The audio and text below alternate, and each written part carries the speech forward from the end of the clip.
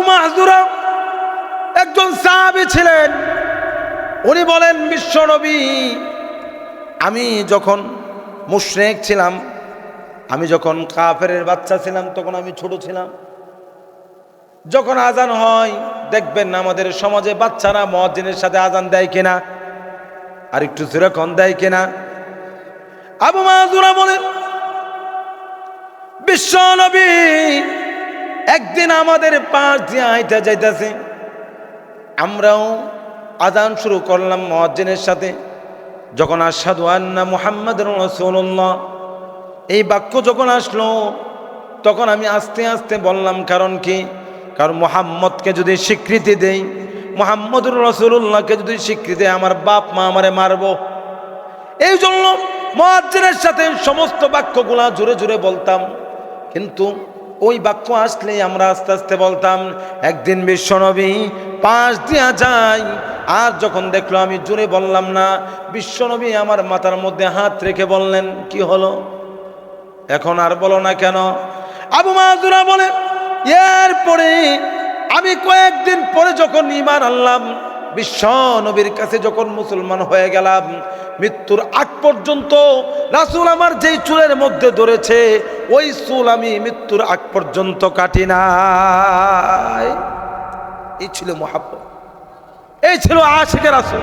কোন ইমাম যদি জিন্দেগি ভর উল্টা পাল্টা করে, কিয়ামতের ময়দানে আপনাকে একবারও আল্লাহ জিজ্ঞাসা করবে না, ইমাম উল্টা পাল্টা করছে, তোমার জাহান্নামের কাঠগড়ায় দাঁড়াতে হবে।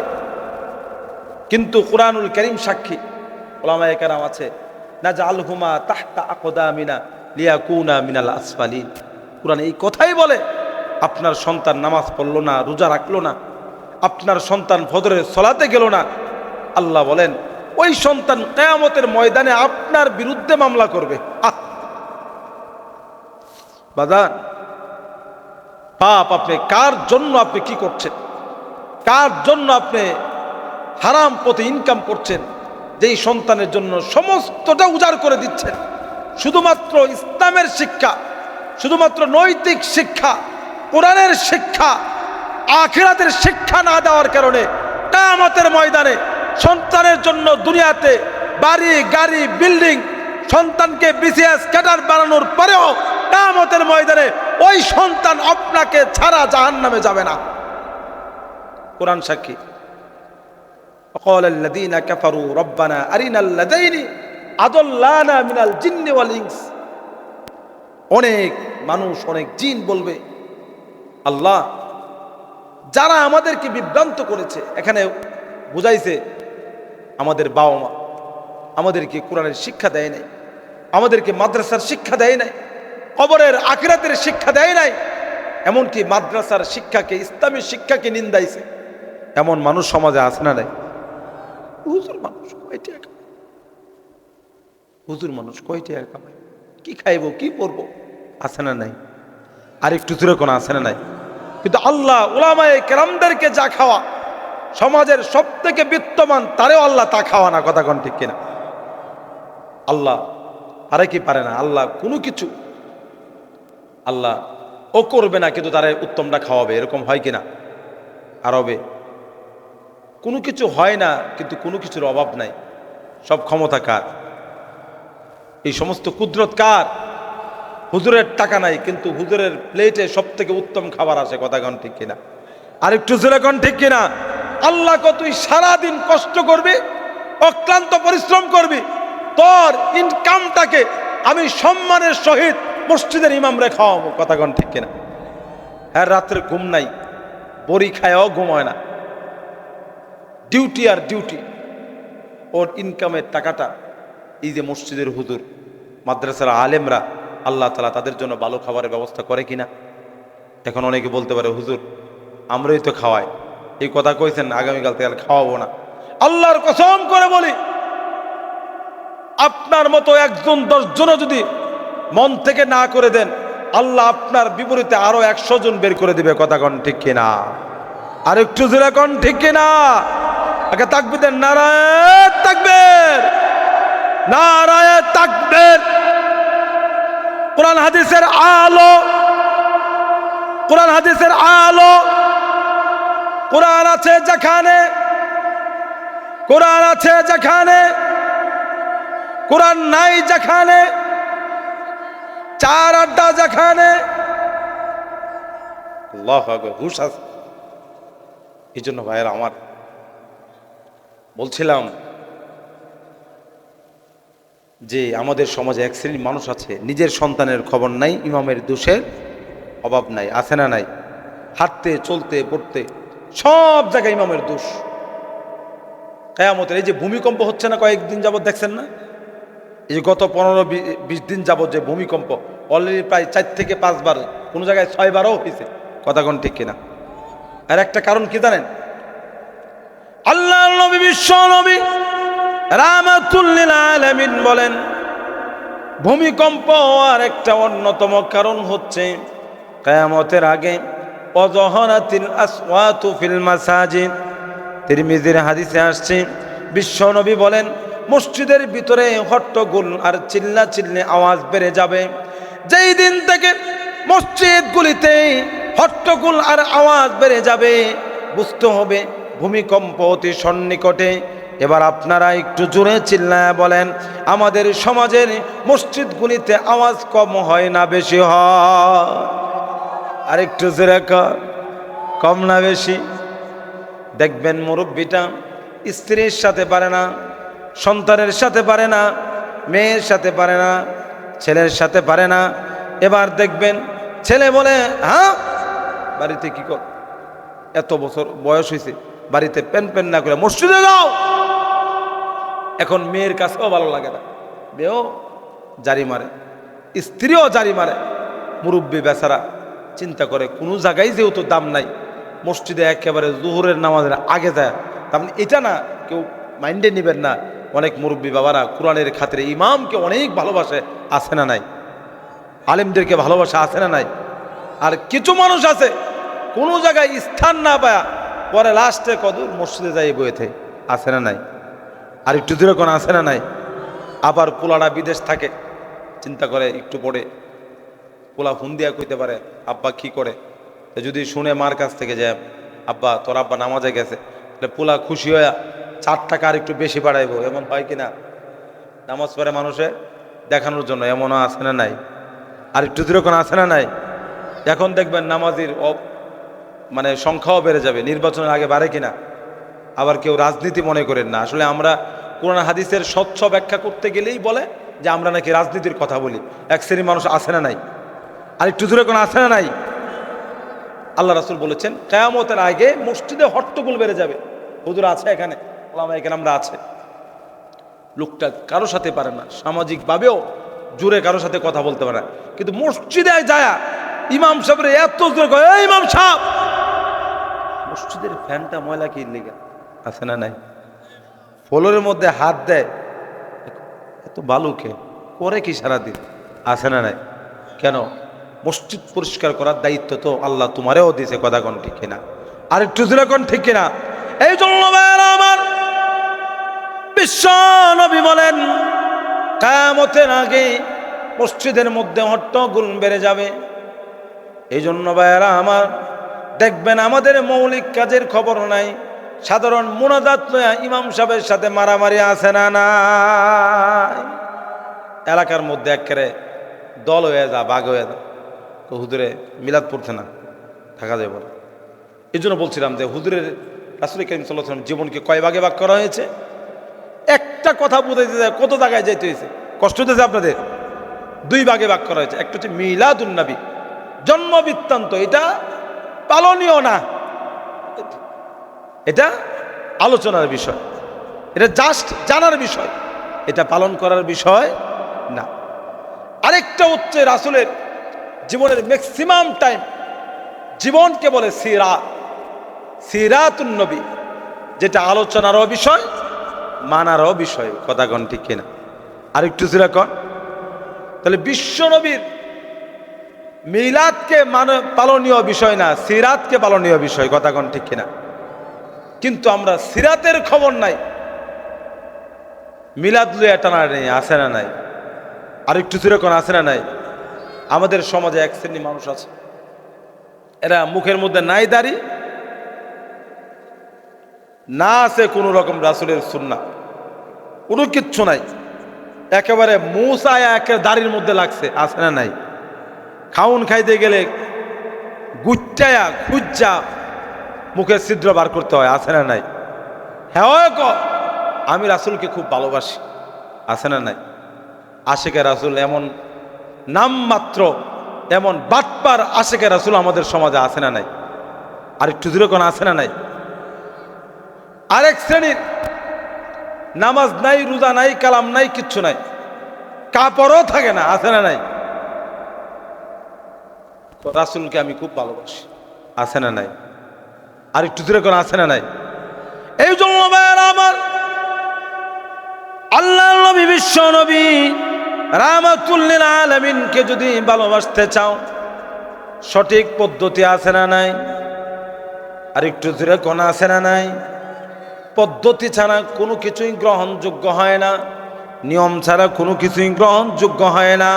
সুতরাং বিশ্ব নবীকে ভালোবাসার জন্য পদ্ধতি আছে, কথা কন ঠিক কিনা?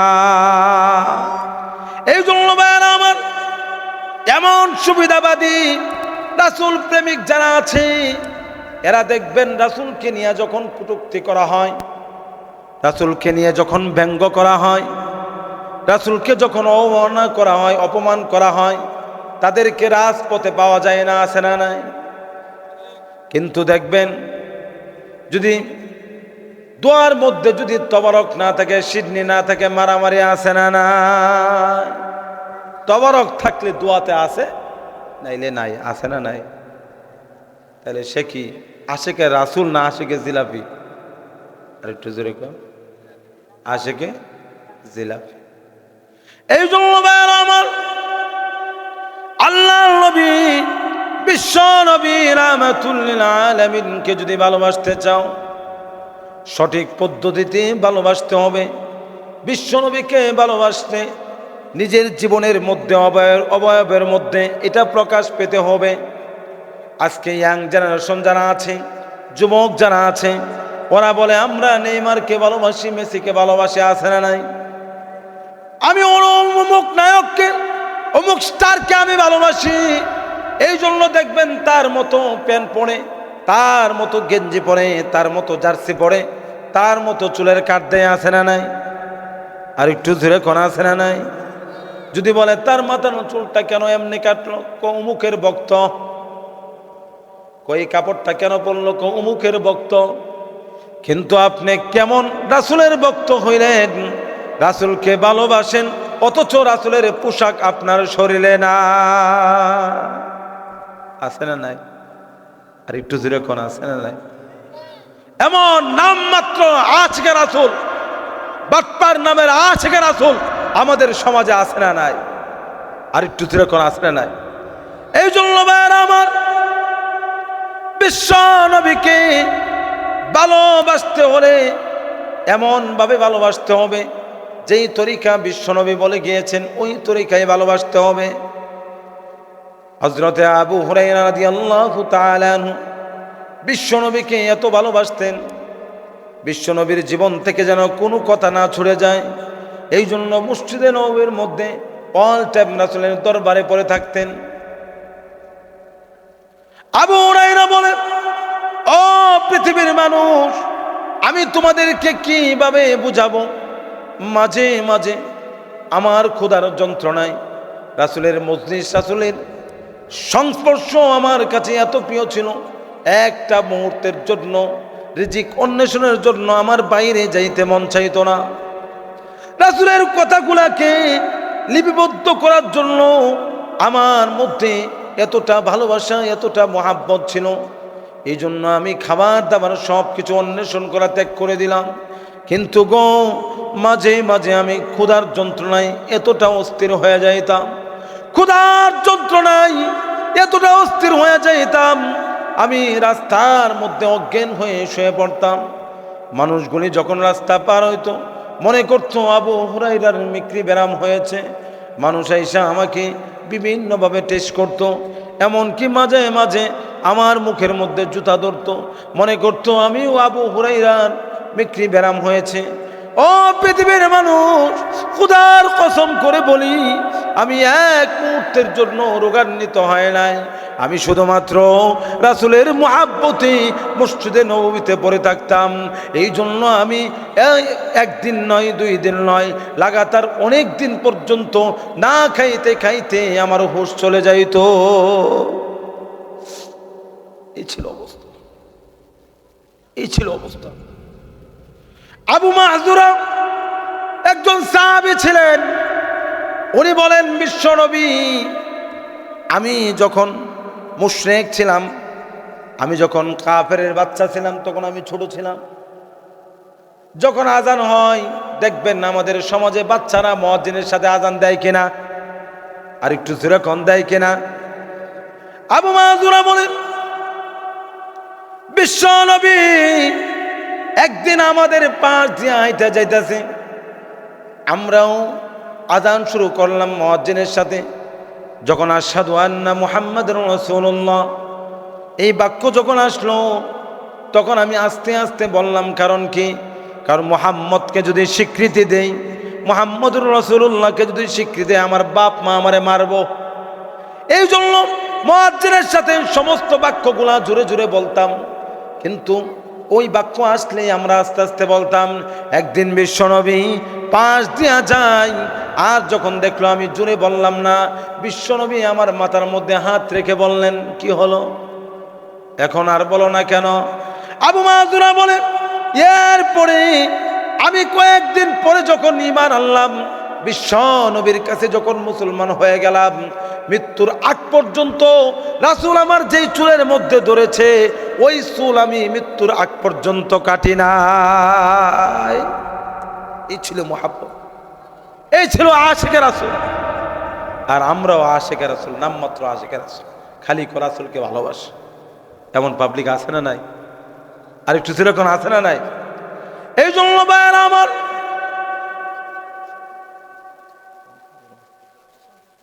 কোন পর্যন্ত, এই জন্য ভাইয়েরা আমার, আল্লাহ পাক রব্বুল আলামিন আমাদেরকে মুসলিম বানাইছে, আমাদেরকে মুসলমানের কোণে জন্ম দিছে। এই জন্য আমাদের উচিত বিশ্ব নবীর অনুসরণ করা, কথা কোন ঠিক কিনা? এই জন্য আল্লাহ তাআলা সূরাতুল আহজাবের 31 নং আয়াতে বলেন, লাকাদ কানা লাকুম ফি রাসূলিল্লাহি উসওয়াতুন হাসানা। ও পৃথিবীর মানুষ, তোমাদের জন্য রাসূলের মধ্যে উত্তম আদর্শ রয়েছে, উত্তম মডেল রয়েছে। এই জন্য ভাইয়েরা আমার, যদি কাউকে মডেল বানাইতে চাও, যদি আইডল বানাইতে চাও, বিশ্ব নবীকে মডেল বানাও। যদি মেসি, নেইমার, অন্যান্য স্টাররে যদি তুমি আইডল বানাও, আল্লাহর রাসূল বলেন, মান তাশাব্বাহা বিকওমিন ফাহুয়া মিনহুম। দুনিয়াতে যেই জাতির সাদৃশ্য অবলম্বন করবে, যে যাকে মুহাব্বত করবে, কিয়ামতের ময়দানে ওই জাতির সাথে তার হাসর নাসর হবে। এই জন্য ভাইয়েরা আমার, আমরা রাসূলের সাথে আমাদের হাসর নাসর হোক, এটা আমরা চাই কি চাই না? আরেকটু দূরে কোন চাই কি চাই না? এই জন্য ভাইয়েরা আমার, জীবন চলে যাবে, কল্লা চলে যাবে, রাসূলের মুহাব্বত থেকে এক পাও আমরা পিছ পাবো না, কথা কোন ঠিক কিনা?